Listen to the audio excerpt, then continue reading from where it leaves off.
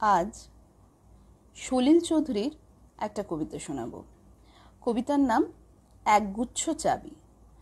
আজকের সময় দাঁড়িয়ে মনে হলো এর থেকে যুগোপযোগী কবিতা আমার সংগ্রহে আর নেই। তাই আজ সলিল চৌধুরীর লেখা কবিতা একগুচ্ছ চাবি। উত্তরাধিকার সূত্রে পেয়েছি শুধু একগুচ্ছ চাবি।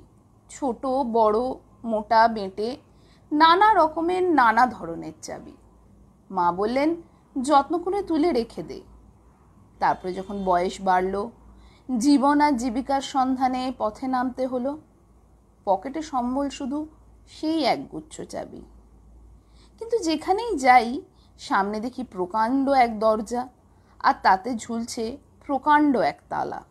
পকেট থেকে চাবির গুচ্ছ বের করি, এ চাবি সে চাবি ঘোরাই ফেরাই, লাগে না, খোলে না। শ্রান্ত হয়ে ঘরে ফিরি। মা দেখেন আর হাসেন, বলেন ওরে তোর বাবার হাতেও ও চাবি দিয়ে ও দরজাগুলো খোলেনি, শুনেছি নাকি তার বাবার হাতে খুলতো।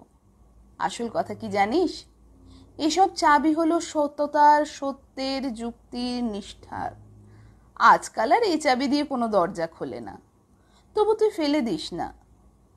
যখন তুই চলে যাবি তোর সন্তানদের হাতে দিয়ে যাস ওই সব চাবির গুচ্ছ।